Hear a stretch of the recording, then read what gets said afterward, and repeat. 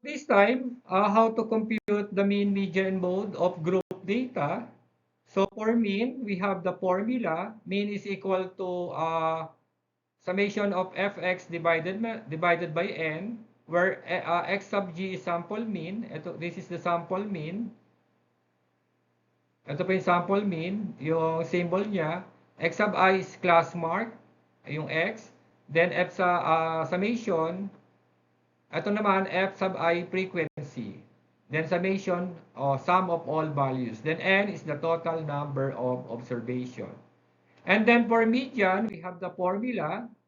Median is equal to LCB plus C times the quantity of n over 2 minus cumulative frequency preceding divided by frequency of the median. Kapag sinabing LCB, lower class boundary siya, tinuro ko last time, pati class size, pati yung CF. Ang ibig sabihin naman ng CF, ng less than CF sub B before the median class. Mamaya malalaman niyo yan kung ano ibig sabihin yan. Then frequency of the median, ito po yung frequency of the median class. Then n is the total number of observations. Now for mode naman, this is the formula.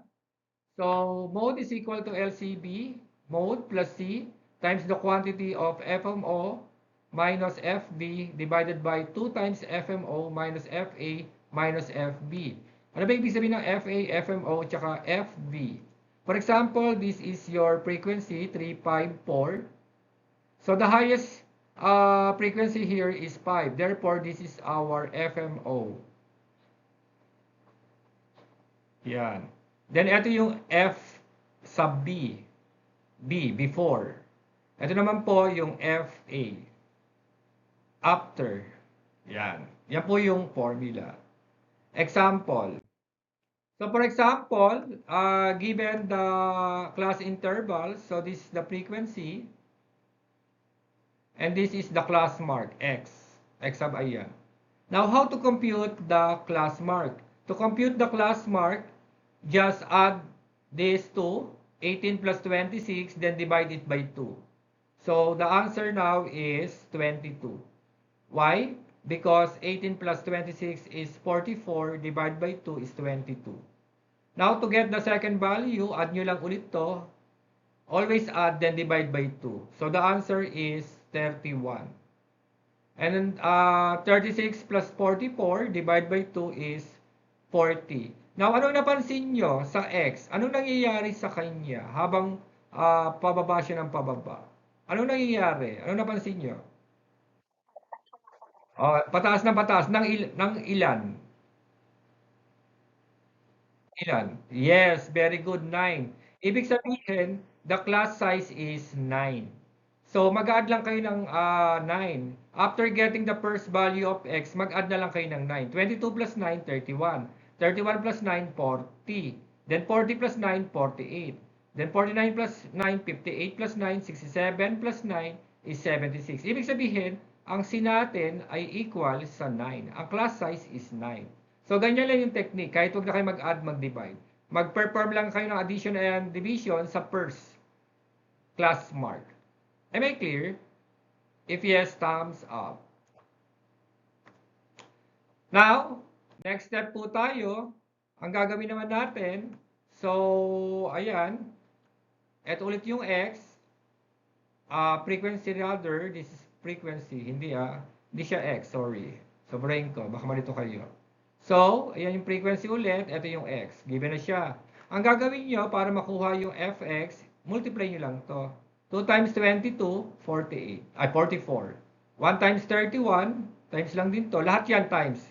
Times yan. Lahat yan ita-times nyo po.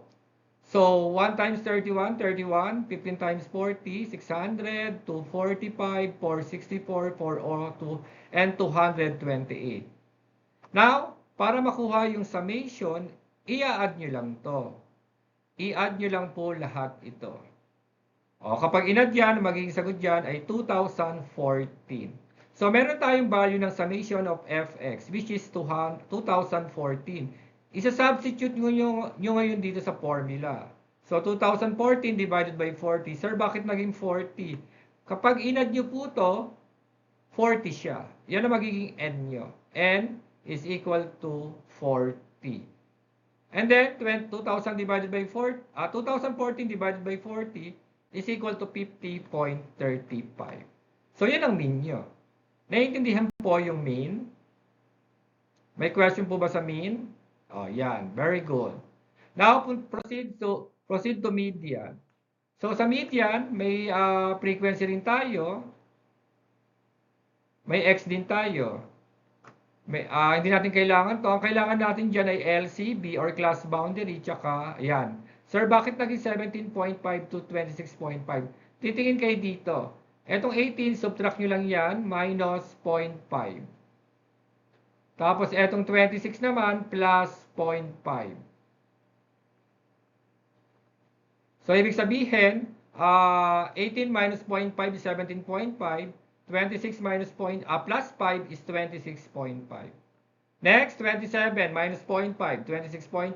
35 plus 0.5 is 35.5. Sige nga, pakibigay nga yung ikatlo. Anong value? Pakichat. Pakichat po. Pakichat. Ano pong sunod? 36 to 44. Ayan, very good. So, ang sagot ay 35.5 to 44.5. Next. Next po. Next po. Doon tayo sa 45 to 53. Anong sagot? Yan. Very good. Very good. 44.5 to 53.5. Next. Next po. Anong next answer? Ayan. So, 53.5 to 62.5. Nagsusubtract add lang ha. Then, 62.5 to 71.5. And then, 71.5 to 80.5. May question po ba sa class boundary? If none, raise your thumbs up. Ayan. Punta naman tayo sa CF. Ito, tinuro ko.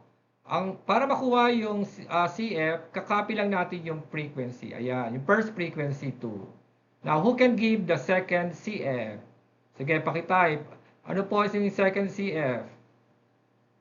1? 1 ba? Ano magiging value ni second CF? Tinuro ko sa inyo to. Paano makukuha? 1 ba? Di ba ang ginagawa? Ina-add yung 2 tsaka 1. 2 plus 1, 3. 3 po siya. Yan. Tama si Eunice. Tsaka si Rosel. And then, ano sunod? Anong sunod? O, after ng 3, anong sunod po? O, yan, very good. 18 na. Bakit naging 18, sir? 3 plus 15. Yan, 3 plus 15 na, 18. So, yan po yung sagot. Next. Anong sagot? After 18. Yes, very good. 23. Next. Next po. Anong next? Yes, 31 because 23 plus 8 is 31. Next. Next po, 37. Yes. And the last one is 40. So, ayan. Kompleto na yung table natin. Yan ang pinaka-importante po. Kompletuhin muna ang table para makuha yung mga value na to. So, ang una yung gagawin, magpe-perform muna kayo. Yung median class nyo, kukunin natin. Perform muna natin yung n over 2. Ano ba ang n natin? Di ba ang n natin ay 40? So, 40 siya. Ito yung n natin. Ipapalit lang natin dito. So, n over 2. Ito po ay 40 divided by 2. 40 yan. Divided by 2. So, 20. Ngayon, tingin tayo dito. Ano dito yung mas mataas sa 20? Ano yung una-una? Siyempre, itong 23. Titignan nyo kung ano yung mas mataas sa 20 or equal sa 20. Kung 20, kung may 20 doon, 20 ang kukunin nyo. Since 23 is greater than 20, ito yung, dito manggagaling yung mga given nyo. Dito po sa median class na to. At ang magiging sagot nyo dito ay pasok dito sa 44.5 at saka 53.5. Alamin natin kung paano yun.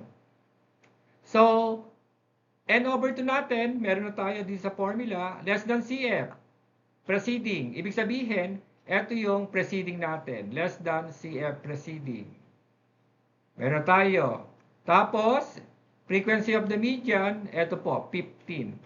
So, ayan na yung computation. Ayan. So, ayan po yung computation niya, nandyan na. C natin 9, class mark kasi natin, ay class size natin is 9.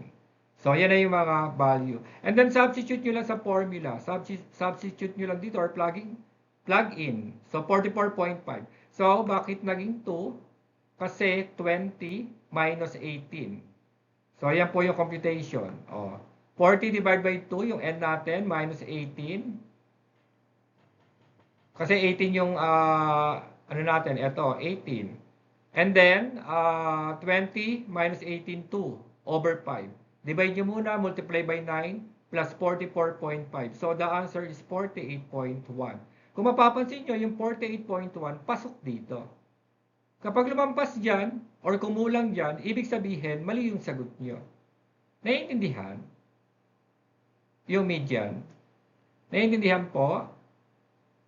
Okay, sige. May question po ba? May question? Now, punta naman tayo sa mode. Sa mode tayo. Kapag mode naman, di ba? Kapag mode, highest frequency. Ito yung frequency natin. Alin dito ang pinaka-highest frequency? Tingin sa frequency. Tingin dito. Ano ang highest? Yung 15. Ibig sabihin, ito yung modal class natin. Dito manggagaling yung given natin. Diyan po.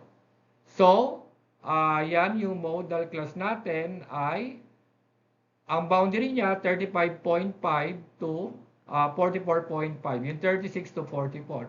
Ito ngayon yung FMO natin. Ito yung FB. Ito yung FA.